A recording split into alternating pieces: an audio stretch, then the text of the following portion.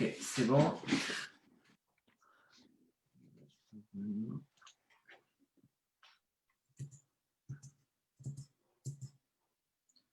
Dès que j'ai la notification, ça y est, je pense que c'est bon, on est live. Donc, bonjour tout le monde. Je suis Nicolas Hatton, délégué consulaire élu des Français de l'étranger et résident à Bristol. J'ai le grand plaisir d'avoir avec moi le sénateur Olivier Calic et l'avocate Marie-Christine Rousse pour cette réunion publique et virtuelle qu'on a intitulée « Et maintenant, que dois-je faire ?» On est moins de 3 mois avant la sortie effective de l'Union européenne. Il y a beaucoup de questions, il y a beaucoup d'inquiétudes. Ça fait plus de 4 ans qu'en tout cas, certains d'entre nous s'inquiètent, se mobilisent pour trouver des réponses. Et c'est vrai qu'on n'a toujours pas beaucoup de réponses. C'est pour ça qu'on a organisé cette réunion. Donc, on va diviser en fait la réunion en 2 parties. Donc, il y aura la première partie où nous allons un peu parler des sujets sur lesquels on est plus spécialisé. Donc, moi, ce sera plutôt par rapport à mon action sur The 3 Million, les 3 millions. Olivier, c'est l'aspect parlementaire en tant que sénateur, les négociations, le côté plus politique. Et Marie-Christine, c'est une avocate spécialisée dans les affaires d'immigration. Donc, ce sera beaucoup plus le côté technique du settled status et de nos droits. Donc, j'espère que ça vous ira. Si vous avez des questions, je vous demande soit d'utiliser la fonction Q&A sur Zoom pour pouvoir les poser, comme ça nous permet de toutes les trouver, ou les commentaires sur Facebook. Stéphane Guégan va m'aider à les trier. Et on répondra à une sélection de ces questions et on utilisera ensuite les emails de toutes les personnes qui sont enregistrées pour le webinaire et aussi la page Facebook pour répondre à toutes les questions. En tout cas, toutes celles dont on peut parler. Olivier, Marie-Christine, ça vous va comme format? Parfait. Très bien. J'ai répondu, c'est parfait pour moi. Bon, on vous entend bien, c'est déjà très bien. Alors, moi, je vais pas prendre trop de temps parce que je veux quand même qu'on ait plus de temps pour les questions. Mais la première réunion publique, c'était, alors je crois, le 11 juillet 2016, avec Olivier sur Bristol. Dans le nord de Bristol, à Henleaze, on avait moins de personnes que ça. On avait à peu près 150, 200 personnes, ce qui est déjà pas mal. On a rempli ce village hall. Les questions qui se posaient à l'époque, en fait, c'est pas très différent des questions qu'on se pose aujourd'hui. Et ce jour-là, on s'est rendu compte qu'on avait un problème de statut de résident. C'est-à-dire que comme il n'y avait aucune procédure d'enregistrement, on est tous arrivés ici de manière ou d'une autre sans avoir à se régulariser avec les autorités britanniques. Et depuis, c'est toute la problématique par rapport à cette histoire de faut qu'on devienne des résidents légaux. Les 3 millions, c'est devenu ma vie depuis 4 ans. C'est quelque chose dont je suis passionné. C'est un destin, je dirais. Ça m'arrivait, je n'avais pas prévu que ça se passe comme ça. Mais j'ai aussi senti quand même une responsabilité très nette. Cette responsabilité, elle est née quand même par le fait que j'ai été élu et que quand on est un élu, on pense au bien commun. Ce n'est pas forcément toujours vrai, mais je pense que la plupart des élus sont dans ce sens-là. En ce moment, je suis très inquiet par rapport à la sortie de l'Union. J'en parlais à notre consul général, Guillaume Bazard, et c'est vrai qu'on a quand même un problème. Alors, pour vous donner une perspective, il y a 140 000 demandes qui ont été faites de settled status, qui ont été faites par des Français. C'est pas mal, on pourrait dire, vu qu'il y a 145 000 Français enregistrés au consulat. Sauf que le consul lui-même le dit, c'est-à-dire qu'il lui manque peut-être 100 000 personnes dans son registre, vu que c'est une démarche volontaire. Donc, quels sont ces Français qui n'ont pas encore fait leur demande de settled status? C'est une question importante, car à partir de 2021, ça va poser problème. C'est-à-dire qu'on a une période de grâce du 1er janvier au 30 juin, mais à partir du 1er juillet, les personnes sans statut seront sans papier. Et c'est dans le pays du hostile environment, c'est quelque chose qui est plutôt difficile à manœuvrer. Le grand combat qu'on mène en ce moment, c'est sur le document physique de preuve de statut. Comme vous le savez sûrement, le settled status est un statut numérique. On reçoit un email quand on obtient le statut qui nous dit que ceci n'est pas une preuve. Et c'est vrai qu'après 4 ans d'inquiétude, d'angoisse par rapport au Brexit, on aimerait quelque chose de tangible. Alors ça, c'est le côté un peu psychologique, mais c'est vrai qu'aussi, on a besoin de cette tangibilité pour pouvoir prouver qu'on a le droit de travailler, qu'on a le droit de chercher un logement, d'avoir un accès aux services de santé. Et c'est vrai qu'on s'inquiète que si jamais il y a un problème informatique, et on a bien vu quand même dans le nombre d'exemples de problèmes informatiques au niveau étatique sur le mois dernier, qu'on ne peut pas forcément toujours compter sur le numérique pour tout. Donc, et il y a la deuxième chose, c'est que pour prouver son statut, même si ça marchait tout le temps au niveau étatique, faut une connexion Wi-Fi de l'autre côté pour les employeurs, pour les bailleurs. Si c'est leur connexion Wi-Fi qui ne marche pas, qu'est-ce qui va se passer? Donc voilà, on fait une campagne. Il y a le site Deny My Backup sur lequel on demande aux gens d'écrire à leur MP, même si vous ne votez pas, vu qu'ils nous représentent de toute manière. Donc moi, ma demande pour vous aujourd'hui, ça serait de prendre, d'écrire à votre MP pour leur dire on est inquiet par rapport à l'absence de titre de document physique et de le demander. Donc voilà, c'est pour résumer. Je vais passer la parole au sénateur Olivier Cadic qui va donc vous poser ces problématiques. Et ensuite, ce sera Marie-Christine. Et on passera à vos questions. Merci. Bien, merci Nicolas. Bonjour à toutes et à tous. Alors, je vais prendre la liberté pour commencer d'abord de te remercier Nicolas pour ce que tu fais depuis qu'il y a eu ce référendum, depuis ton engagement en tant qu'élu des Français de l'étranger ici au Royaume-Uni, ma fierté que j'ai de travailler à tes côtés à leur service, c'est avoir des représentants des Français au Royaume-Uni. Eh bien, on peut voir l'intérêt et je le mesure quand je vois que les Britanniques qui vivent en France ne disposent pas de relais comme toi, et on voit quand même qu'on a une chance si la France est un des rares pays qui donne une voix au Parlement à ses compatriotes qui vivent à l'étranger. Donc, tu fais vraiment honneur à cette fonction d'élu des Français de l'étranger par toute ton action. Les 3 millions, puisque moi, tu l'as dit, j'ai vu la création, puisqu'on avait lancé des tas de conférences, j'avais mis en place des tas de conférences suite au référendum. Au-delà de la conférence, tu t'es pas arrêté là, tu as monté cette organisation. Et pour l'histoire, les 3 millions, ça restera l'organisation qui a fait que la démarche de settle status devient gratuite. Est devenue gratuite, et Theresa May l'avait dit en tant que Premier ministre à Westminster. Et ça veut dire quoi? Ça veut dire qu'en gros, tu as fait économiser 200, avec les 3 millions, 250 millions de livres sterling pour les citoyens européens qui n'ont pas payé pour obtenir le settle status gratuitement. Je profite pour aussi rappeler l'action de In Limbo, qui a permis de faire partager la façon dont on vit le Brexit, dont les Européens vivent le Brexit, les difficultés que ça leur pose depuis qu'il y a eu le référendum.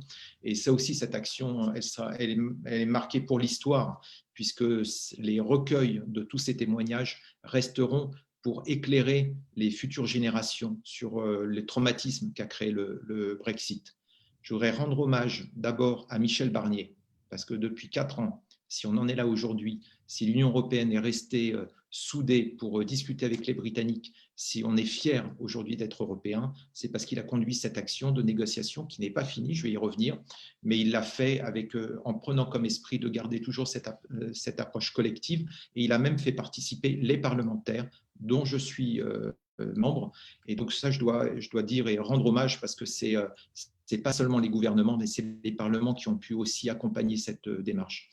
Je voudrais donc aussi rendre hommage à Catherine Colonna, notre ambassadrice, et son équipe qui accompagne Michel Barnier pour défendre les intérêts de la France. Et tu l'as cité, notre consul général, Guillaume Bazard, qui est un fonctionnaire qui représente donc en tant que consul l'administration française ici au Royaume-Uni, mais qui le fait avec beaucoup d'empathie, qui comprend les problématiques des Français à l'étranger, qui fait tout ce qu'il peut pour inciter tout le monde à faire sa demande de settle status. Et sincèrement, c'est un fonctionnaire, un haut fonctionnaire comme on peut être fier au niveau de notre administration, parce que vraiment, il fait le travail, non seulement, je dirais, de façon professionnelle, mais il le fait aussi avec beaucoup de cœur.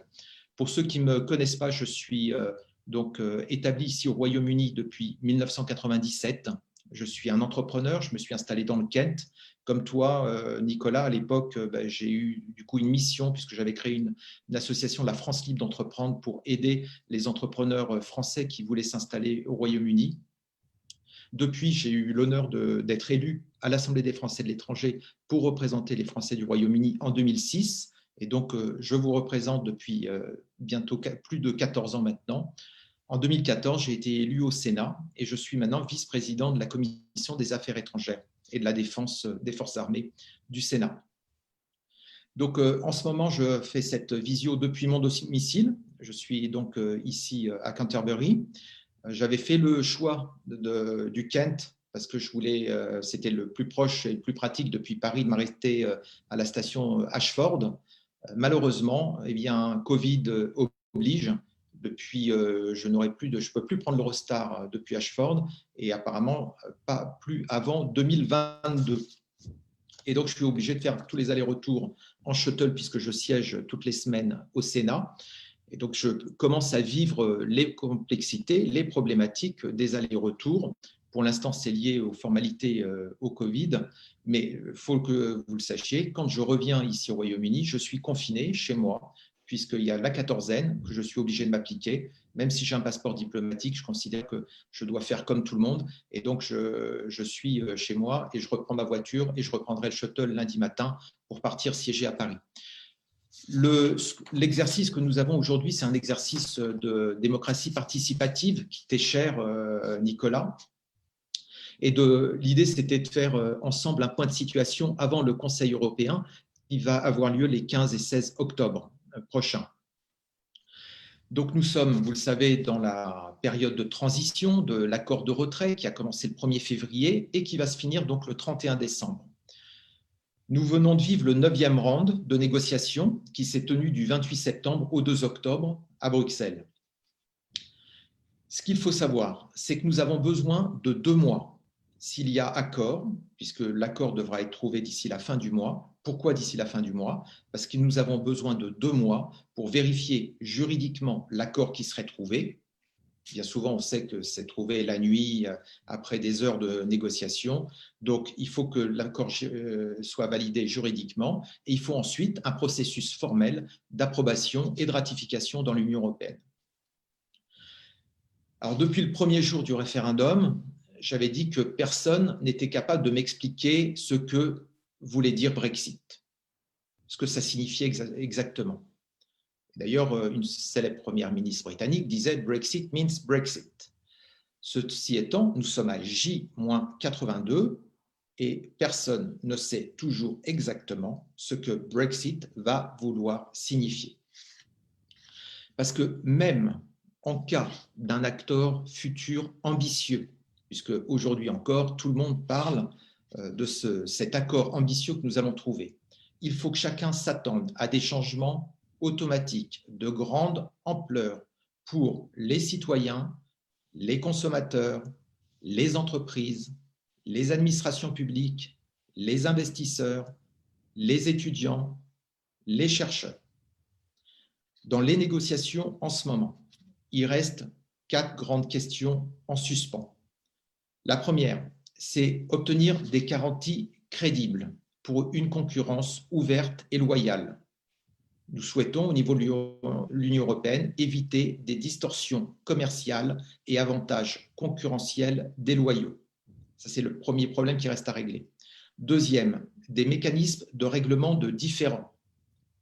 Nous devons garantir la bonne mise en œuvre de l'accord et donc de savoir si jamais il y a un dysfonctionnement, éventuellement se mettre d'accord sur les sanctions et comment ça doit se passer.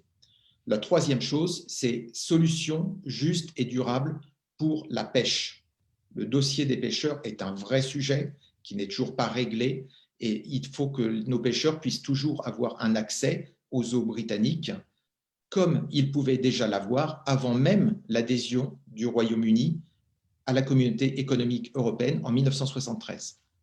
Enfin, en quatrième, il nous faut des garanties de coopération policière et judiciaire pour protéger les droits fondamentaux et les libertés individuelles des citoyens.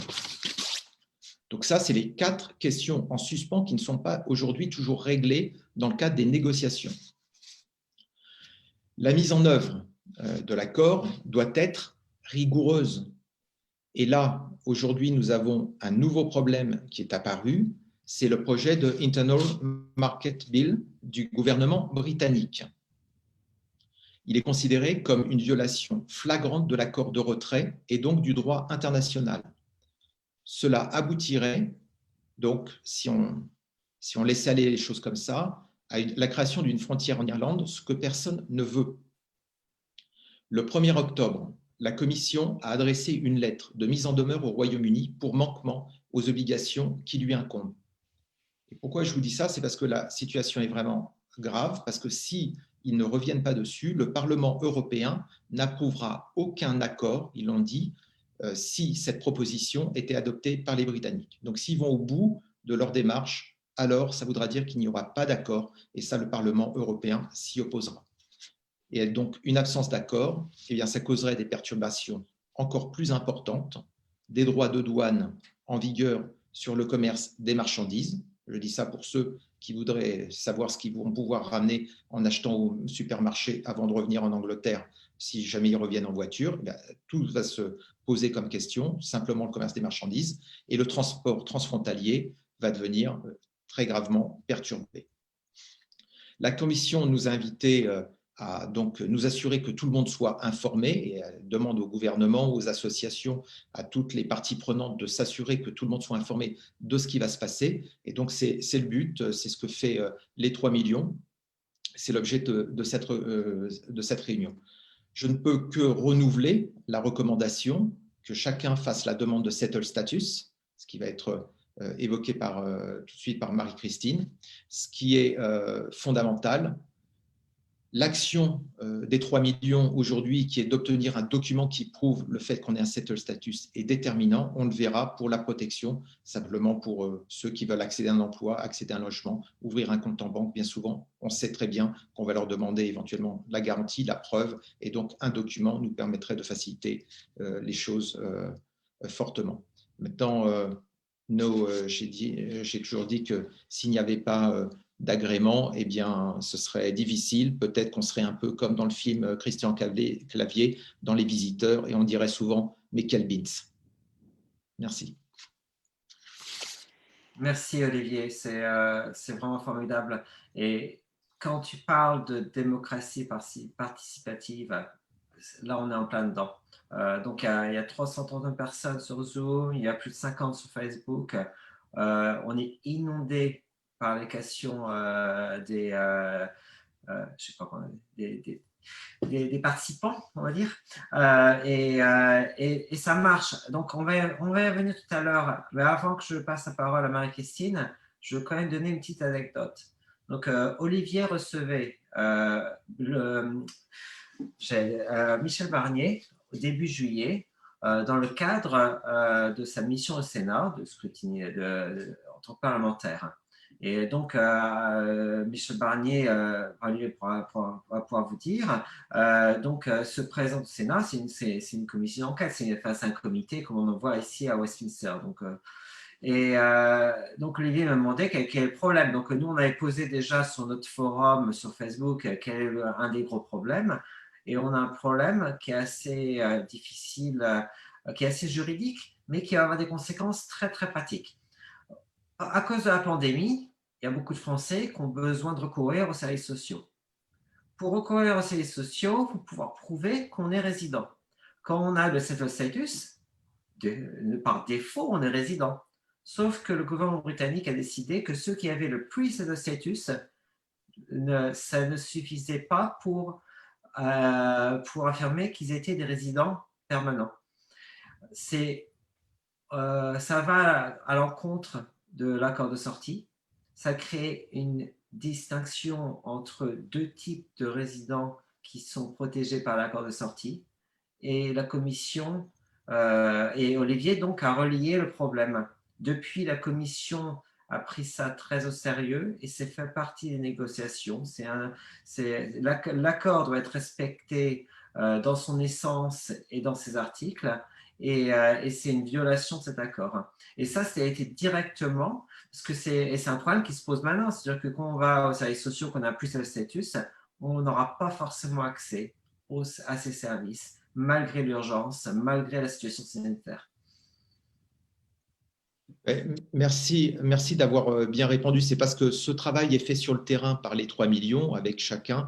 C'est pour ça que ça fonctionne, parce qu'un parlementaire, c'est justement une courroie de transmission.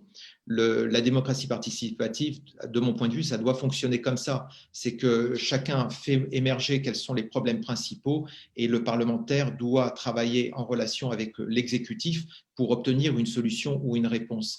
Et là, j'ai été vraiment très content. Et d'ailleurs, on le voit dans la vidéo de l'audition de Michel Barnier.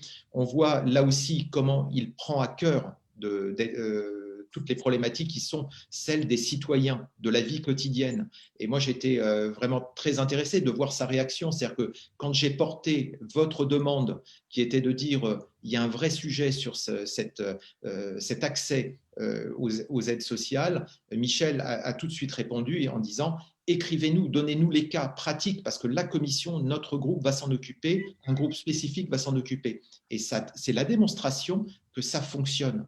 Et donc, l'Union européenne, n'en déplaise à certains, ça fonctionne très bien. Bon, merci en tout cas, c'est le lien qui a été fait.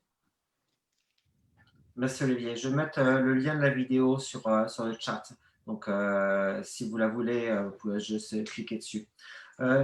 Donc, je donne la parole à Marie-Christine Rousse, Allaire Rousse, je dirais même, du cabinet d'avocats Southwest Laws à Bristol. Moi, j'ai connu Marie-Christine par l'intermédiaire de ma fille, parce que nos filles étaient dans la même classe à l'école française de Bristol. Donc, c'est aussi ça, c'est-à-dire qu'on a tous des vies normales et on est pris dans cet imbroglio incroyable. Et c'est que beaucoup plus tard que j'ai appris que Marie-Christine était en fait une avocate de droit de l'immigration. Et c'est là que du coup, forcément, nos chemins se sont recroisés énormément. Donc, Marie-Christine, je te donne la parole et puis tu as entre 5 et 10 minutes. Puis ensuite, on passera aux questions. Merci beaucoup d'être là. J'ai essayé de lire toutes votre questions et je ne sais pas si on pourra y répondre à toutes et surtout pas de façon spécifique, mais j'espère que ce qui suit vous donnera une idée de ce qui va se passer et de ce que vous pouvez faire pour vous protéger avec le Brexit. Donc, si vous êtes un citoyen européen, que vous soyez ou pas marié à un citoyen britannique, vous devez faire une demande pour obtenir soit le statut de résident permanent, ce qui s'appelle le settled status, ou ce que les Anglais appellent le pre-settled status, qui est un pré-statut de résidence permanente, ou peut-être plus simplement un permis de court séjour qui est de 5 ans. Vous devez obtenir l'un des deux statuts pour avoir le droit de résider en Angleterre après le 31 décembre, 23 heures. Il vous faut l'un de ces statuts. Vous avez une extension jusqu'au 30 juin 2021 pour faire la demande.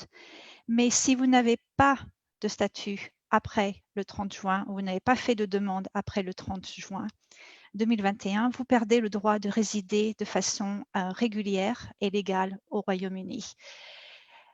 Et c'est vraiment très important que vous fassiez cette demande, parce que si vous vous retrouvez en situation régulière au Royaume-Uni, vous perdez le droit de travailler au Royaume-Uni, vous n'avez plus le droit aux allocations, vous n'avez plus le droit de conduire, vous n'avez plus le droit d'avoir un permis de conduire anglais, vous n'avez plus le droit d'avoir un compte bancaire en Angleterre, vous n'avez plus le droit de louer un logement en Angleterre et vous n'avez plus droit aux accès aux soins gratuits à travers le NHS. Donc, si vous voulez rester en Angleterre, continuer à vivre ici, il faut faire votre demande. Si vous l'avez déjà faite et que vous êtes à la fin du parcours et donc vous avez déjà obtenu votre nationalité britannique, ou si vous avez des enfants qui sont britanniques et français, vous n'avez pas besoin de faire à nouveau la demande de settled status. Vous êtes anglais, vos enfants sont anglais, vous pouvez continuer, vous n'avez rien à faire. Par contre, si vous n'avez pas la nationalité anglaise, vous devez faire la demande de settled status ou de pre-settled status. Et même si vous avez une carte de résidence permanente ou de 5 ans qui vous a été donnée avant le Brexit. Donc, si vous avez cette petite carte bleue qui se plie en 3, vous devez l'échanger contre le settled status ou le pre-settled status. Toutes les personnes de votre famille qui n'ont pas ce statut doivent faire la demande. Et je réitère bien, même si vous êtes marié à une personne britannique, vous devez faire cette demande si vous n'avez pas de statut ici. Une fois que vous avez obtenu l'un des statuts, vous pouvez continuer à résider de façon légale en Angleterre. Si vous avez le statut de résidence permanente, vous êtes presque à la fin, vous pouvez décider, je garde mon statut, je ne veux pas devenir anglais ou je veux devenir anglais. Mais pour conserver ce statut, vous ne devez pas quitter le Royaume-Uni pour plus de 5 ans. Si vous partez du Royaume-Uni et que vous ne revenez pas dans les 5 ans, votre settled status est perdu et vous devrez donc faire une demande de visa sous le régime qui sera en place à ce moment-là pour pouvoir revenir en Angleterre, que ce soit pour étudier ou pour y venir travailler. Vous pourrez toujours revenir en Angleterre en tant que touriste, mais pas y rester plus de 6 mois. Une autre façon de perdre son settled status, c'est si vous décidez d'aller commettre un crime, vous pourrez être déporté pour avoir commis un crime en Angleterre et être renvoyé en France. Pre-settled status, si vous l'avez, votre but est de maintenant obtenir le settled status. L'une des façons de perdre son pre-settled status, c'est de quitter le Royaume-Uni et de ne pas y revenir avant 2 ans. Là, vous perdez aussi votre pre-settled status et vous ne pouvez plus revenir au Royaume-Uni sans avoir un visa pour venir travailler ou étudier. Vous pouvez toujours venir en visiteur, mais pas pendant plus de 6 mois. Pre-settled status, après 5 ans de résidence en Angleterre, vous pouvez obtenir le settled status. Il y a une question qui est posée et à laquelle nous n'avons toujours pas la réponse, c'est à savoir, est-ce que vous devez faire en sorte d'obtenir votre settled status avant le 31 décembre 2025, c'est-à-dire 5 ans après le Brexit donc officiel, enfin, le 31 décembre 2020. Comme on ne sait pas toujours si vous pouvez étendre de façon indéfinie, renouveler de façon indéfinie le pre-settled status, le conseil que l'on vous donne en ce moment, c'est de faire en sorte que à partir du 31 décembre 2020, vous ne perdez pas le pre-settled status et surtout, excusez-moi, j'ai les mots en anglais et pas en français parce que j'ai tellement l'habitude de donner le conseil en anglais. C'est de ne pas casser votre continuité de résidence en Angleterre. Pour obtenir le settled status, vous allez devoir montrer que vous avez résidé de façon continue en Angleterre pendant 5 ans. Et de façon continue veut dire que vous n'avez pas été absent de l'Angleterre pendant plus de 6 mois. Et ce n'est pas une absence de 6 mois plus, c'est une absence qui totalise 6 mois. Donc, sur une période de 12 mois, vous devez additionner tous vos jours d'absence et les jours d'absence ne doivent pas dépasser les 6 mois. Pour le Home Office, 1 mois et 30 jours. Donc, 6 mois, ce n'est pas 30 jours, 31, 30 jours, 31 jours, c'est en fait 180 jours. Donc, vous ne devez pas, vos absences dans chaque période de 12 mois ne peut pas dépasser les 180 jours. Et en ce moment, donc, nous recommandons à tout le monde de faire en sorte qu'à partir du 31 décembre, si vous avez le pre-settled status, de vous assurer que vous n'avez pas d'absence de plus de 6 mois dans les 12 mois jusqu'à ce que vous ayez obtenu votre settled status. Si vous n'avez pas fait la demande, donc vous devez la faire le plus tôt possible parce que le projet de loi qui est en place et qui est en discussion en ce moment devant le Parlement ne protège pas en fait les Européens qui n'ont pas encore le pre-settled status ou le settled status et qui sont en Angleterre mais qui n'exercent pas une activité professionnelle et qui n'ont pas d'assurance médicale privée. Donc si vous êtes en ce moment en Angleterre, vous n'exercez pas de profession, vous n'avez pas d'assurance privée, vous n'avez pas de problème jusqu'au 31 décembre. Quand le projet de loi tel qu'il est, quand il va passer, vous ne serez plus protégé à partir du 31 décembre et vous vous retrouverez en situation régulière si vous n'êtes pas en train de travailler ou si vous ne travaillez pas et n'avez pas d'assurance médicale. Et ça veut dire donc que vous n'avez plus droit aux soins médicaux gratuits en Angleterre, vous n'avez plus droit aux allocations et vous n'avez plus droit de louer un logement. Le consensus est que les autorités d'immigration ne seront pas intéressées par vous, ne viendront pas vous venir frapper à votre porte et vous demandant de partir parce qu'ils savent que vous avez jusqu'au 30 juin pour faire votre demande de settle, le pre-settle status. Par contre, vous aurez certainement des problèmes avec les autorités administratives et peut-être avec le NHS. Donc, bien que vous ayez jusqu'au 30 juin pour faire votre demande, si vous êtes une personne qui en ce moment ne travaille pas au Royaume-Uni ou n'a pas d'assurance médicale privée, nous vous recommandons de faire la demande de settled status avant le 31 décembre et assez tôt en fait pour avoir un résultat, une réponse avant le 31 décembre. C'est un peu plus compliqué que ce que je dis parce que je ne veux pas non plus faire peur à tout le monde, mais si vous êtes une personne qui a dans le passé travaillé pendant plus de 5 ans au Royaume-Uni et cette période de travail a fini après le 1er avril 2006, vous avez en fait déjà le droit de résidence permanente en Angleterre, bien que vous n'ayez pas de documents. Mais ce droit va cesser en fait au 31 décembre.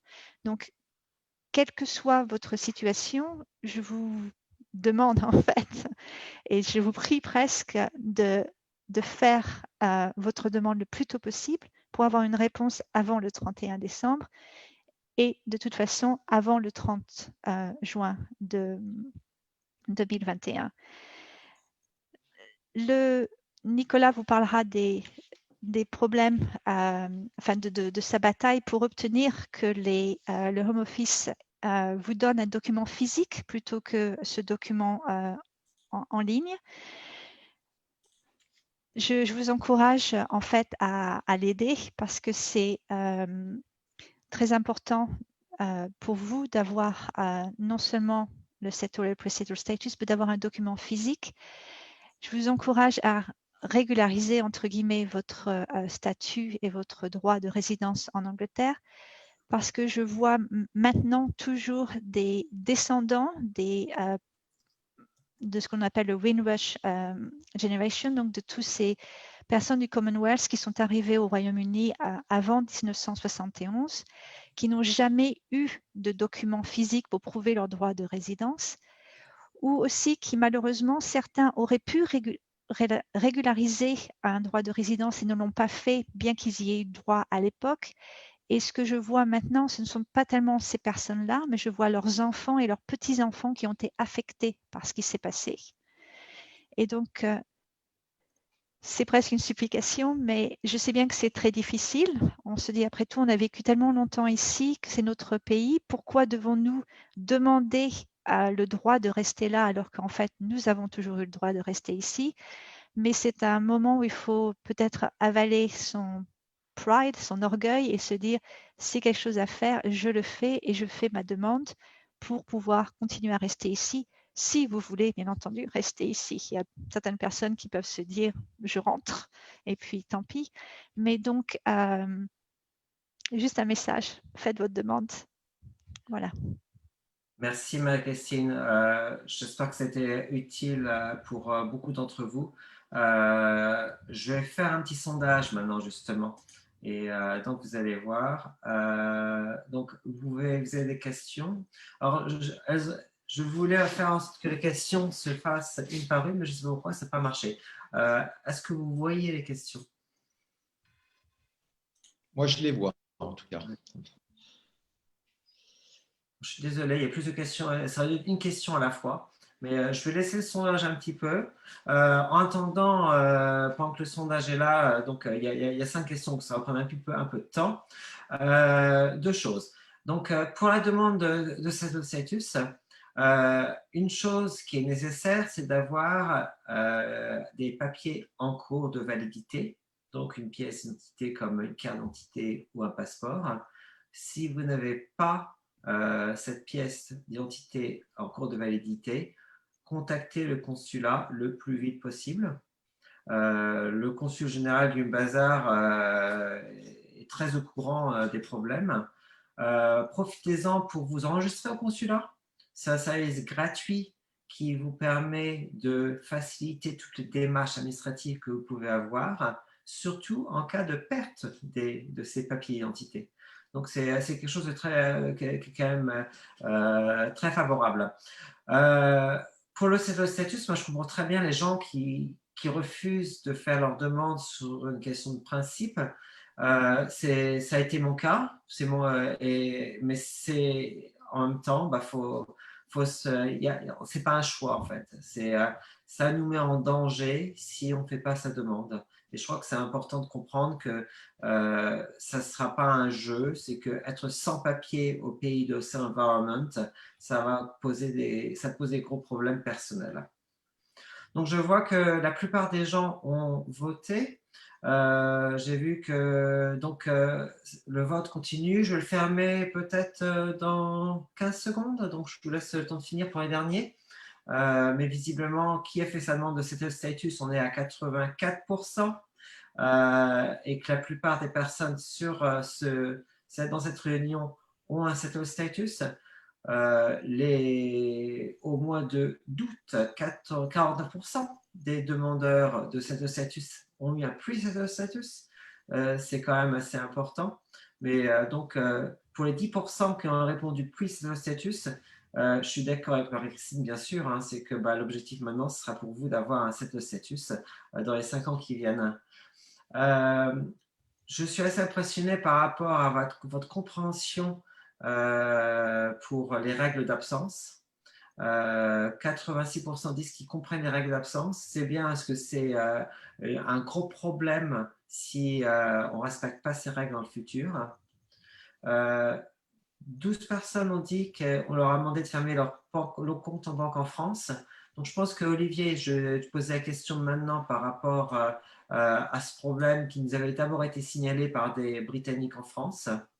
Et la moitié compte rentrer en France pour Noël et revenir en janvier. Donc, on va aborder cette question aussi. Donc, je ferme le sondage et je partage les résultats. Donc là, sur votre écran, vous allez pouvoir un résultat que je viens de commenter. Je vais laisser ça pendant 2 minutes. Donc, pour commencer, on va commencer avant de prendre la première question. Donc, c'est cette histoire de compte en banque, Olivier. Qu'est-ce que c'est? En fait, on s'est rendu compte, j'ai reçu British in Europe il y a quelques jours au Sénat qui avait demandé à me rencontrer et c'était un des sujets qui a été évoqué. C'est donc le fait que certains Britanniques avaient vu leur compte se fermer au Royaume-Uni, ce qui leur posait des problèmes. Et en fait, la débancarisation pour les Français de l'étranger est en ce moment en train de devenir peut-être un des problèmes les plus importants auxquels nous sommes confrontés. Ce n'est pas uniquement avec des Français du Royaume-Uni, mais ma circonscription, c'est le monde. Donc, j'ai ce problème avec beaucoup de Français qui vivent en Afrique, en Amérique latine, Moyen-Orient et parfois dans d'autres pays d'Europe. Et on leur ferme leur compte en banque parce que pour la banque, il y a des obligations maintenant de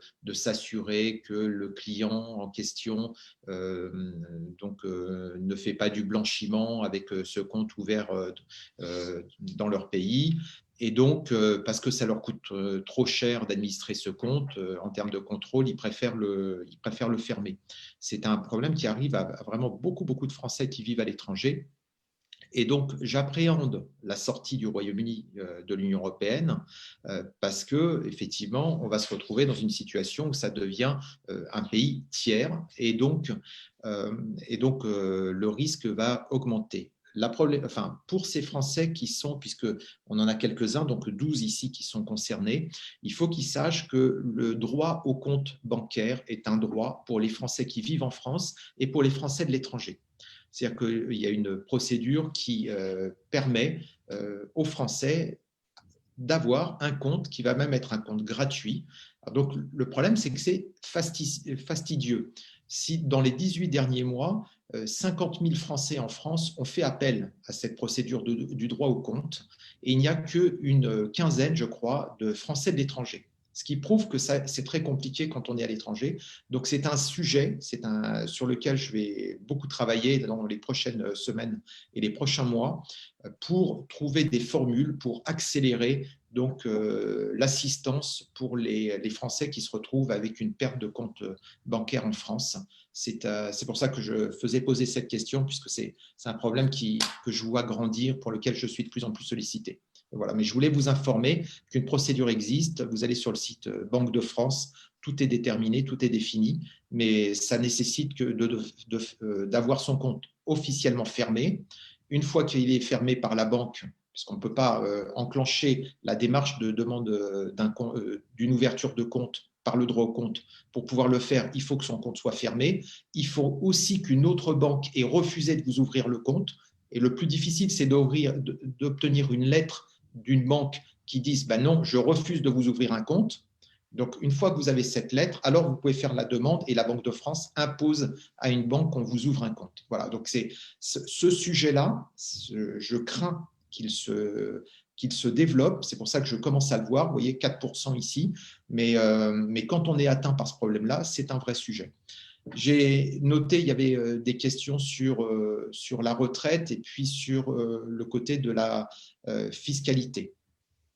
Par rapport aux retraites, c'est bien dit dans le document qui nous a été envoyé. Aujourd'hui, les questions, les conditions exactes qui s'appliqueront dépendent de l'issue des négociations entre l'Union européenne et le Royaume-Uni sur le futur partenariat. Par exemple, au sujet des coûts des soins de santé ou des droits à la retraite. C'est dans le document qui nous est adressé, qui est adressé au Conseil européen. Donc, sachez que pour cette question-là, on est obligé d'attendre le 1er janvier, en fait, plutôt, j'espère, le 30 octobre, pour avoir une clarification sur ce sujet. Mais il faut attendre l'accord pour savoir comment ça va se passer. Pour la question de la fiscalité, puisque nous avons une convention de non-double imposition avec le Royaume-Uni. Mais là, ce n'est pas l'Union européenne quand on parle de fiscalité, c'est d'État à État. Et donc, nous avons une convention fiscale avec le Royaume-Uni. Par principe, un pays peut dénoncer une convention fiscale, puisqu'il y a des questions pour la retraite, par exemple. Comment ça va se passer? Est-ce que si je pars du Royaume-Uni, est-ce que je pourrais toujours toucher ma retraite? Oui, je dirais évidemment. Par contre, pour les Français qui prennent leur retraite à l'étranger, les Français qui ont travaillé en France ou les étrangers qui ont travaillé en France, quand ils partent prendre leur retraite à l'étranger, ils ont des obligations différentes de ceux qui sont en France. Par exemple, ils doivent envoyer un certificat d'existence une fois par an, donc pour pouvoir continuer à percevoir leur retraite. Ce n'est pas le cas de retraités qui sont restés en France pour toucher une retraite en France. Donc, les conditions, la façon dont ça va se passer, les Britanniques le décideront à ce moment-là. Ensuite, on a eu un cas, c'est par exemple le Danemark. Le Danemark a décidé unilatéralement de renoncer à la convention de non-double imposition entre le Danemark et la France. Pourquoi? Parce qu'ils voulaient pouvoir fiscaliser les retraités qui percevaient une retraite du Danemark et qui partaient vivre à l'étranger. Voilà, donc, toutes ces questions-là, ça relève du droit des États et on ne peut pas les inscrire dans le marbre. Donc, ça peut dépendre aussi d'une nouvelle majorité au Royaume-Uni. Donc, sachez-le, il n'y a pas de réponse définitive sur tous ces sujets-là. Maintenant, il faut suivre l'actualité. Donc, pour commencer, il va falloir attendre de voir ce qui va se décider d'ici le 30 octobre. Marie-Christine, tu veux rajouter quelque chose par rapport aux retraites? Et enfin, à partir du 1er janvier, bien sûr. Non, non, les retraites, non, je ne peux rien rajouter. Ça ne touche pas. Je suis spécialisée en immigration, mais pas en droit fiscal et de retraite, donc non.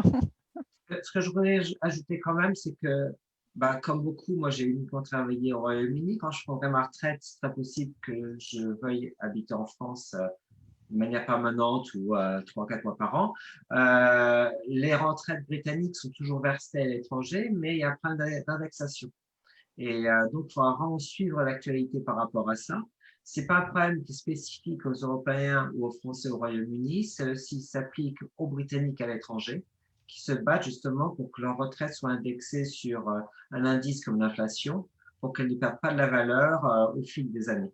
Je pense que ce serait bien, peut-être au mois de janvier, qu'on aura beaucoup plus d'informations, de refaire une réunion spécifique sur la retraite.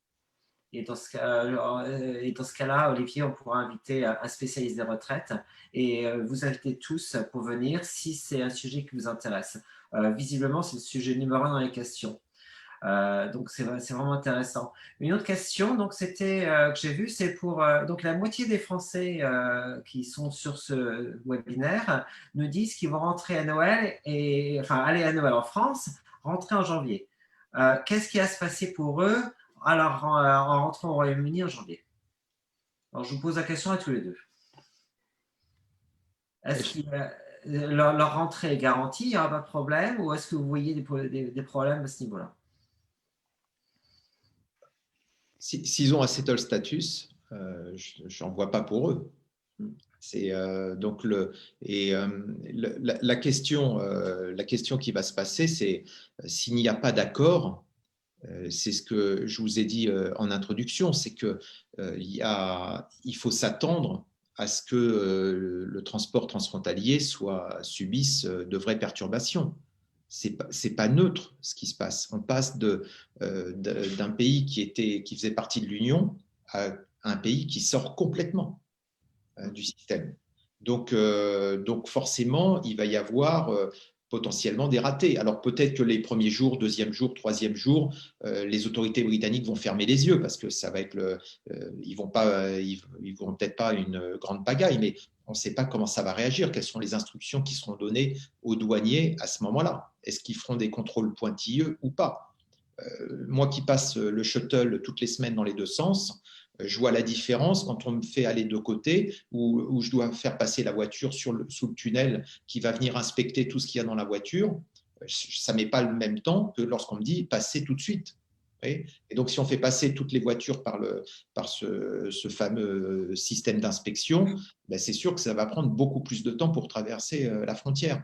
Donc, on risque d'avoir effectivement des embouteillages importants. Donc, on le sait, s'il y a un accord ou pas d'accord, la chose sera très différente et ce sera beaucoup plus difficile de passer d'un pays à l'autre s'il n'y a pas d'accord. Ça me semble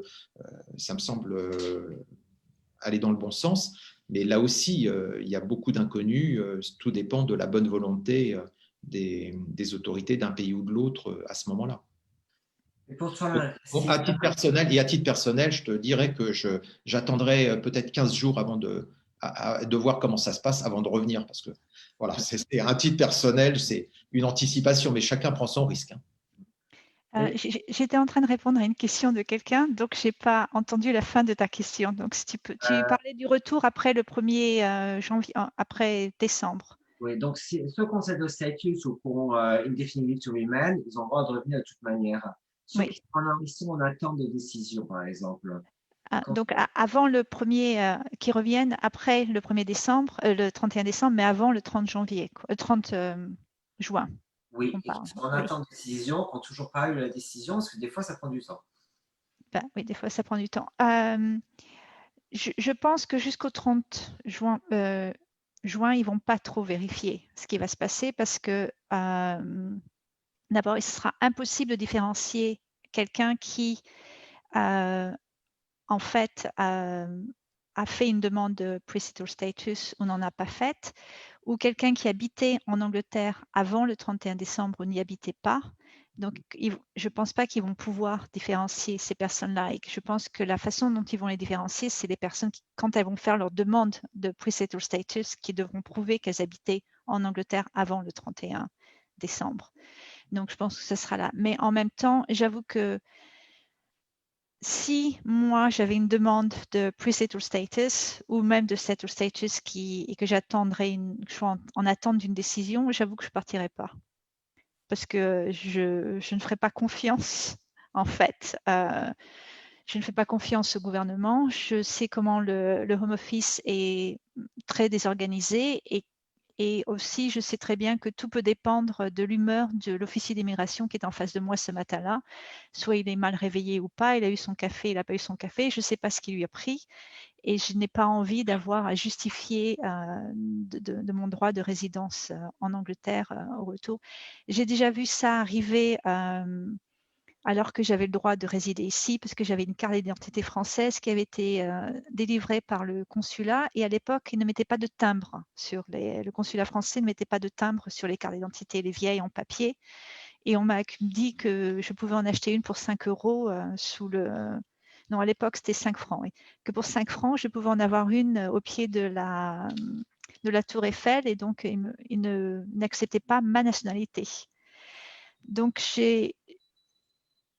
je m'amuserais, enfin, si, je serais un peu inquiète et je ne voyagerai pas, mais je pense que c'est overcautious. Donc, je pense que les premiers jours, il n'y aura pas trop de check-up parce qu'ils ne seront pas capables de faire face aux queues qui créeraient s'ils s'amusaient à différencier comme ça les Européens et surtout à chercher à savoir qui avait le droit ou qui n'avait pas le droit. Mais il faut être aussi réalistique et j'avoue que si je ne suis pas une... Je vais peut-être choquer, je suis désolée, mais j'avoue que si j'étais une personne qui n'était pas blanche, je serais inquiète parce que j'ai déjà vu et j'ai vu arriver beaucoup de personnes d'Allemands ou de personnes d'origine française aussi, hein, mais qui sont de couleur, se faire arrêter et questionner sur leur droit de résidence en Angleterre parce qu'ils ne représentent pas la vision que le Home Office peut avoir des Européens qui est une personne blanche. Et c'est un fait et ça a aussi quelque chose aussi à prendre en compte, malheureusement. Merci Christine, c'est très intéressant. Et on a une question sur la carte IIC anglaise. Donc, c'est la carte qui permet d'avoir une couverture de santé quand on va dans les autres pays européens. Alors, c'est quelque chose qui a été couvert par l'accord de sortie signé en janvier. C'est-à-dire que si on fait sa demande de ces status et qu'on est couvert donc par l'accord de sortie, sa carte IIC sera encore valable. Je crois que c'est une limite, c'est 5 ans ou 8 ans, je ne sais plus trop. Mais en gros, on sera couvert. Par contre, si dans sa famille, on a des Britanniques, par exemple, eux ne seront pas couverts et leur carte X s'arrête. Donc, donc, dans tous les cas, il faut prendre une assurance de voyage. Hein. Je pense que c'est la recommandation. Mais pour ceux qui sont couverts par l'accord de sortie, le Withdrawal Agreement, la carte I continuera à marcher. Des questions par rapport au permis de conduire. Le permis de conduire, c'est bien sûr la plupart de nous, soit on a un permis de conduire britannique parce qu'on a converti le permis de conduire français, soit on a conservé notre permis de conduire français, ce qui est aussi valable. Qu'est-ce qui va se passer au 1er janvier? Alors, Olivier, on en a déjà parlé. Malheureusement, on n'a pas de réponse, bien sûr. Les permis de conduire dépendent des pays membres. Donc, ça dépend de la décision de chaque pays membre. Donc, nous, il y aura, de toute façon, la décision chez nous est liée à la décision des Britanniques. C'est en fonction de… Aujourd'hui, si on peut conduire avec un permis français au Royaume-Uni, les Britanniques pourront conduire avec leur permis. Donc, ça va être la réciprocité qui va être de toute façon envisagée. C'est un vrai sujet. De toute façon, le permis de conduire, je suis en train de travailler sur le traité de reconnaissance du permis de conduire pour le Qatar et pour la Chine, pour présenter le texte à la fin du mois au Sénat. Et c'est vraiment le sujet qui peut pourrir la vie pour avoir vu que c'était la priorité des Français du Qatar. Donc je vous dis qu'effectivement, je comprends que chacun s'interroge. Pour l'instant, il n'y a pas de problème de ce côté-là, mais voilà, c'est quelque chose qui est à suivre et qui dépendra des États membres. Voilà. Dès qu'on en sait plus, on vous communiquera l'information. Et c'est vrai que pour l'instant, ça n'a pas été clarifié. Ce qui est assez étonnant, vu que c'est quelque chose qui serait assez facile à régler, j'imagine. Mais je pense qu'on communiquera par rapport à toutes ces questions. Et ça, c'est une de ces questions de suspens. Comme tu disais, Olivier, il y a 4 ans, Brexit means Brexit, on ne savait pas ce que ça voulait dire. 3 mois avant le Brexit, on ne sait toujours pas ce que ça veut dire. On n'est jamais 100% sûr. Par rapport au passage de la frontière, je voudrais quand même faire partager mon expérience personnelle, pour le coup, puisque je la passe toutes les semaines. Et que chaque semaine, donc, je remplis un long formulaire, mais qui est plutôt lié au Covid, ce qui n'est pas lié au fait d'avoir le settled status ou le droit de résidence. Mais je remarque qu'effectivement, ça se passe, la bonne humeur de l'officier, du home office, est un point. C'est vrai. Il y en a avec qui c'est remarquable, ça se passe une facilité avec un sourire. D'autres, on sent qu'ils n'ont pas forcément eu une bonne journée. Mais la question, c'est que ce formulaire que l'on remplit, qui est fastidieux, je vois maintenant, au début, on me demandait de le tendre avec mon téléphone si j'avais le PDF. Et ça, c'était le début. Et maintenant, je vois bien que quand ils mettent le passeport, ils voient sur leur écran, ça j'ai pu le constater hier, qu'ils voyaient sur leur écran le fait qu'on avait rempli le formulaire ou pas. Donc là maintenant, il commence à y avoir une coordination. Et je peux vous dire qu'aujourd'hui, pour la première fois, ils ont appelé à la maison pour savoir si on était bien là. Voilà, donc, si on était bien confiné là où on devait être. Donc, on voit, c'est pour ça que même si au début, on se dit, oh là là, c'est compliqué, oui, mais c'est une administration qui se met en place, qui met en place des moyens. Et je dirais je vois leur évolution semaine après semaine. Donc, c'est une constatation que je voulais partager avec vous. Mais au départ, on partait de quelque chose qui devait contrôler de façon formelle. Et on voit que petit à petit, il y a une forme d'automatisation qui se met en place. Alors justement, il y avait une question par rapport aux contraintes concernant les produits revenant de France, comme les produits alimentaires ou de l'usage quotidien. Est-ce qu'il y aura des limites? Je pense pas qu'on le sait pas pour l'instant. J'imagine qu'il y aura, on le saura à un moment ou à un autre, où il y aura des limites par rapport au vin, par exemple, on va dire. Mais c'est exactement ça. Est-ce qu'il y a un accord ou pas? C'est justement les marchandises commerciales, et ça peut être chacun. Est-ce que moi, quand je rentre, je suis obligé de faire, comme je suis confiné ici, je suis obligé de faire mes courses à Calais avant de rentrer dans le shuttle. Donc, puisque je ne dois pas aller faire mes courses au supermarché, puisque je suis confiné. Donc, mais là, la dernière fois, le douanier me dit, puisque je passais par le tunnel de contrôle, il me dit est-ce que vous n'avez rien à déclarer? Aujourd'hui, je sais que non. Mais demain, est-ce que dans 4 mois ou 6 mois, parce que j'ai 2 packs d'eau, est-ce que j'ai le droit, pas le droit?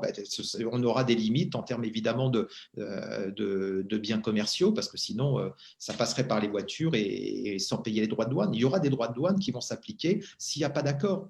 Donc sur les marchandises. Donc forcément, en fonction des droits de douane, de ce que vous aurez des droits de douane dont il faudra vous acquitter. Alors il y aura des limites certainement, mais ça sera déterminé par les États. Alors, je vais poser la question dans le chat pour savoir si on peut continuer pour un peu plus longtemps. Alors, je ne sais pas si Olivier, Marie-Christine, vous avez encore 15 minutes, mais c'est plébiscité. Hein.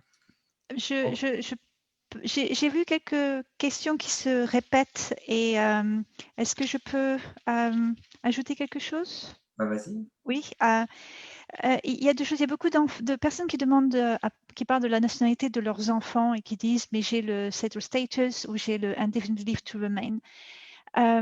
Les, il se peut que certains d'entre vous, sans le savoir, avaient déjà des enfants qui sont britanniques. Et ça dépend de leur année de naissance, de leur, enfin, s'ils sont déjà nés en Angleterre déjà. Et ça dépend de si vous aviez déjà en fait la résidence permanente en Angleterre ou pas au moment de leur naissance. S'ils sont nés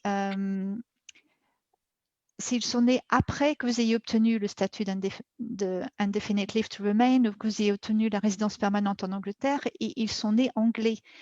Et ce que beaucoup de personnes oublient, c'est que sous l'ancien régime, enfin le régime qui est valable jusqu'au 31 décembre, le statut de résident permanent s'obtenait de façon automatique. Donc, quand vous demandiez la carte, vous ne faisiez que demander au Home Office une carte pour confirmer que vous aviez acquis ce statut. Alors que maintenant, vous faites une demande de statut. Avant, la carte n'était qu'une confirmation de votre statut. Le Home Office ne vous le donnait pas.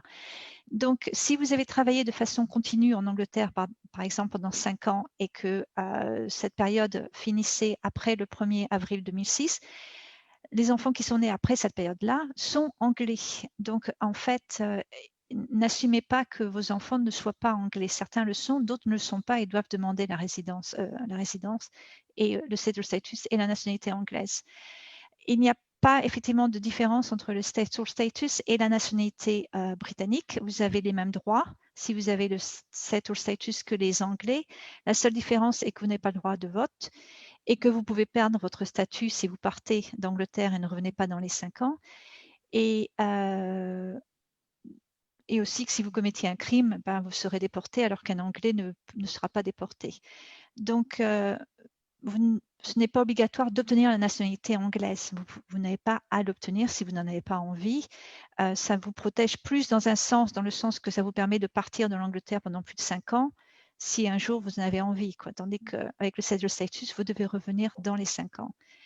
Et il y avait une chose qui m'échappe, mais qui me reviendra plus tard. Donc, je vous en prie, Nicolas ou Olivier. Justement, merci en tout cas, parce qu'il y a pas mal de questions par rapport à la double nationalité. Donc, il y a une question plus pour Olivier. Il y a des retards, des délais pour les cérémonies de naturalisation en ce moment. Et ça pose problème parce que ça fait en sorte que des Français ont fait leur demande, ils ont payé. Et donc, c'est la question vraiment. Alors, ça bouge tout le temps. C'est est-ce que ça pourrait être.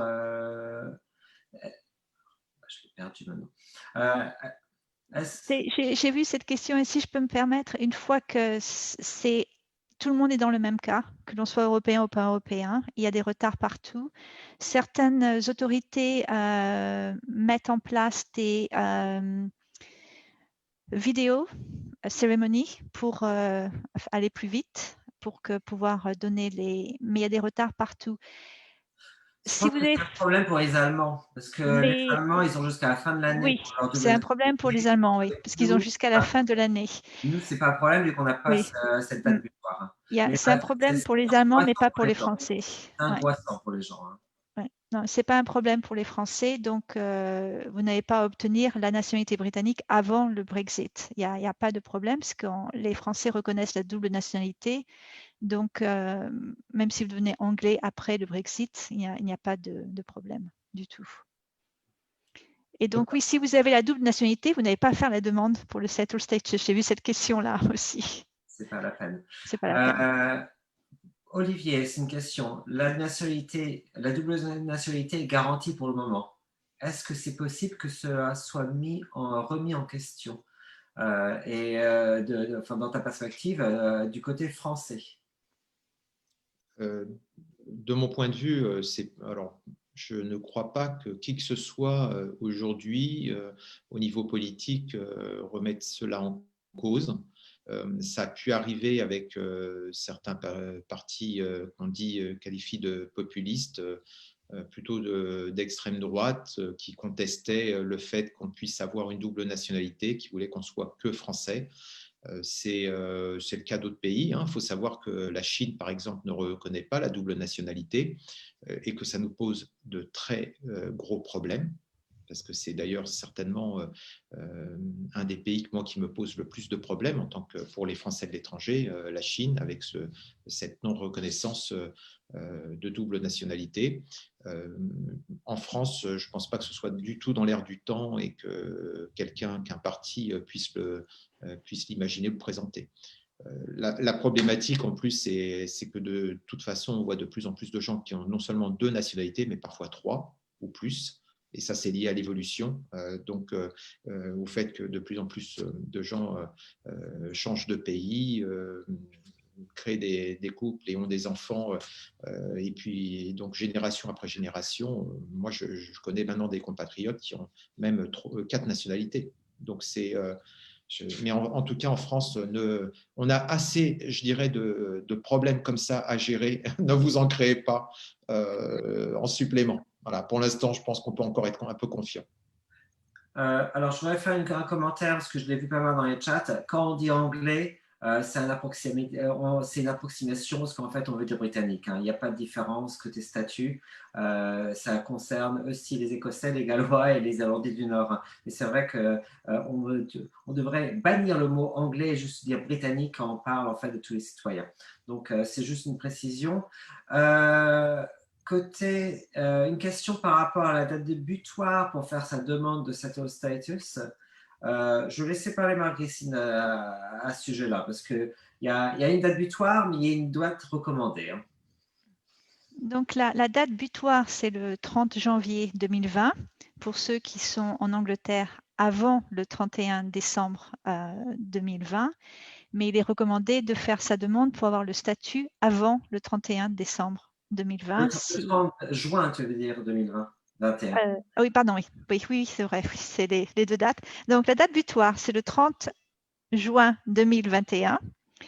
Et pour les personnes qui résident en Angleterre avant le 31 décembre 2020, la date recommandée, c'est de faire sa demande dès que possible pour avoir une décision avant le 31 décembre 2020. OK. Une autre question rapide. Si jamais le site du settled status ne marche pas, lors de la rentrée en Angleterre, est-ce que ça va nous empêcher de rentrer chez nous? Donc, on va en France, on revient, on a un problème de Wi-Fi à l'aéroport, nos amis douaniers britanniques n'ont pas accès à leur système. Qu'est-ce qui se passe? Sans cette carte physique qu'on réclame justement. J'avoue, c'est ce que je conseille à mes amis. De toute façon, c'est d'aller sur votre site online, vous pouvez demander vous pouvez imprimer en fait, c'est un petit papier avec votre photo et puis qui confirme le statut que vous avez. Normalement, c'est valable 1 mois pour certaines autorités administratives et voyager avec ça juste au cas où, quoi.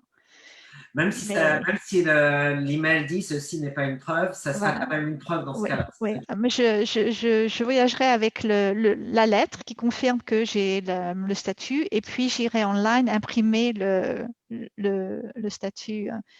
Ce qui me fait penser aussi, si vous changez de passeport, si vous avez changé de passeport depuis la date où vous avez obtenu votre settle ou pre-settle status, surtout avant de voyager, allez changer votre statut online avec votre numéro de passeport parce qu'en fait, le douanier ne pourra voir votre settle status que si c'est le même numéro de passeport sur les 2.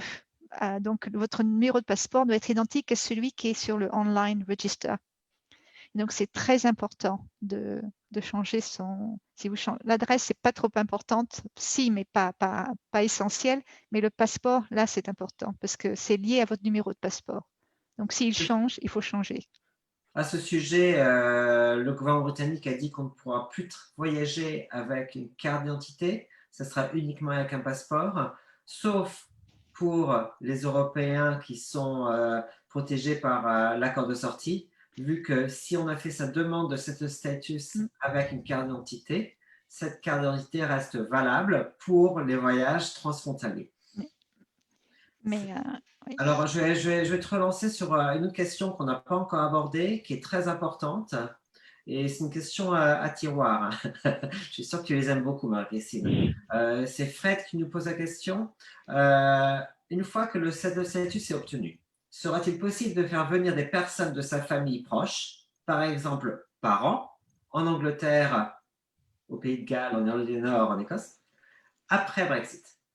OK. Donc, une La chose, question de parce que vous oui, confirmer. oui, oui, oui. Non, non, je vais y répondre avant, Fred, mais juste quelque chose que je voulais rappeler, oui, que si vous avez une fiancée ou un fiancé qui est en ce moment, qui n'est pas européen et ou même qui est européen, mais qui vit en ce moment à l'étranger, donc en dehors de la Grande-Bretagne, et que vous voulez qu'elle puisse vous rejoindre après le 30 décembre 2020, ou qu'il vous rejoigne, je vous conseillerais de l'épouser avant le 31 décembre 2020, parce que pour pouvoir faire venir un époux ou une épouse ou un civil partner, donc quelqu'un avec qui vous êtes paxé, il faut que la cérémonie, enfin le pax ou le mariage se soit déroulé avant le 31 décembre 2020. Sinon, on ne pourrait pas la faire venir sous le statut qui est en place en ce moment pour les réunions familiales pour les Européens qui ont le pre-settle, le settle status. Donc oui, vous pourrez faire venir vos parents, mais seulement si vous pouvez démontrer qu'ils sont dépendants financièrement de vous pour ce qu'on appelle leurs essential needs. Et donc, ce qui est un problème, en fait, quand on a des parents européens, parce qu'ils ont en général une pension, et donc ils n'ont pas besoin que vous leur envoyiez de l'argent pour pouvoir vivre dans leur pays. Vous pouvez faire venir vos enfants, les enfants de plus de 21 ans seulement s'ils sont aussi dépendants financièrement de vous. Les autres membres de la famille, donc les neveux, les nièces, cousins, cousines, c'est beaucoup plus difficile et donc là, ça dépend. Voilà, ça c'est ma réponse. Ça dépend de vos circonstances. Ok, on ira, parce que ça fait partie de l'accord de sortie. Donc, moi, ce que j'ai compris, c'est que les droits qu'on a en ce moment en tant qu'Européens sont conservés pour 8 ans. Ils sont conservés, oui. Il y a une Mais, différence entre les Suisses et les Français, mais oui, c'est conservé. Mais par contre, pour les épouses, les époux et les épouses, les PACS, c'est très clair. Il faut que la relation soit qu'avant ce qu'ils appellent le specified date, et le specified date, c'est le 30 décembre 2020, 23 heures, parce que c'est l'heure officielle où l'Angleterre coupe tous les ponts. Il faut, il faut que vous soyez, si vous voulez faire venir votre fiancé, ami, petit ami, il faut que cette personne-là soit paxée, soit mariée avec vous avant le 30 décembre. Si elle n'habite pas en Angleterre. Ok, je pense qu'on a fait à peu près le tour. On n'a pas répondu à toutes les questions, bien entendu, mais on a fait le tour des sujets par contre. Donc, ce que je propose, c'est que après en fait cet appel, ce webinaire, j'enverrai un email à tout le monde avec des liens sur lesquels il y a des réponses à ces questions. Sur le site de Slemillion, il y a un Q&A qui est plutôt pratique par rapport à tout ça. Et on en parle tout le temps, donc c'est pas mal. Il y a le site de Greater London Authority qui est pas mal. Donc j'enverrai des liens. Donc j'aimerais remercier Olivier et Marie-Christine pour venir nous parler aujourd'hui de ces questions qui nous concernent énormément. Remercier tout le monde qui nous a donné ce temps pour cet après-midi. Je vais vous donner la parole pour 1 minute, Olivier et Marie-Christine, pour finir. Puis après, je finirai moi-même et puis ce sera au revoir. Alors, Olivier, juste un message d'au revoir, vraiment, puisque c'était un dernier message à nos compatriotes. Non, mais vraiment, c'est d'aller dans le sens de tout ce qui a été dit. Pour ceux qui ne l'ont pas fait, faites votre demande de settle status. C'est vraiment important. Et donc, armez-vous de patience pour ceux qui…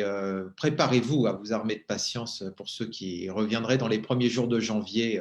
S'ils voient que c'est plus difficile, c'est que peut-être un monde aura effectivement changé. Voilà. Merci. Marie-Christine? Oui, donc oui, faites votre demande. C'est quelque chose dont on n'a pas discuté, j'ai oublié de le dire. Si vous avez le settle status, oui, vous avez droit aux bourses universitaires. C'est important parce qu'il y a beaucoup de gens qui demandent ça. Si vous l'avez, vous avez droit aux bourses universitaires. Et surtout, Si vous avez des enfants qui en ce moment sont à l'extérieur de l'Angleterre et qu'ils sont éligibles pour le settled status, vous pouvez faire la demande de settled status en dehors de l'Angleterre. Donc, s'ils sont en Europe, en France et qu'ils n'ont pas fait leur demande et qu'ils y ont droit, qu'ils fassent aussi leur demande. Ce n'est pas parce qu'ils ne sont pas présents en Angleterre qu'ils ne peuvent pas la faire. Donc, n'oubliez pas ça. Souvent, on oublie. Donc, pensez à vos enfants à l'extérieur de l'Angleterre qui seraient peut-être éligibles, qui fassent leur demande aussi. Merci, Marie-Christine. Et quand tu dis Angleterre, tu veux dire Royaume-Uni, Du Royaume-Uni, pardon, oui, pardon. Après avoir utilisé le Royaume-Uni tout le temps, avant tout le monde, oui, Royaume-Uni. Moi, je vais conclure. Olivier rencontre Michel Barnier très bientôt. Donc, si vous avez des messages pour Michel Barnier, envoyez-moi un email. C'est une tragédie, vraiment, ce qui s'est passé pour les gens. Je crois qu'on voit bien que pour moi, le Brexit, ça reste un projet discriminatoire. Alors, on essaye de garder le moral, on se bat, mais c'est vraiment, vraiment pas facile. Il y a beaucoup d'informations à digérer. Je suis quand même content que la plupart des gens comprennent les règles d'absence, que pour moi, c'était un gros danger. Mais c'est vrai qu'on est quand même dans une position assez vulnérable. Donc, soutenez Gospel Million, soutenez la campagne pour le document, la preuve physique du document sur le site Denying by Backup. Et puis, on va réorganiser une nouvelle réunion. Alors, je pense qu'on va en faire deux, en fait. Il y en a une spécifiquement sur les retraites, parce que c'est vrai qu'il y a beaucoup de questions et pour l'instant, on a des éléments de réponse, mais on n'a pas de réponse concrète. Et puis, dès qu'on a la réponse, ce sera peut-être au mois de janvier. Puis, on fera encore une réunion comme celle-ci, alors soit en fin d'année, soit en début d'année, pour répondre plus à vos questions. Merci bien, bon courage avec le confinement si vous êtes dans une zone qui a été reconfinée. J'espère que ce n'est pas trop difficile pour vous. Et puis à bientôt. Merci. Merci. Okay, merci.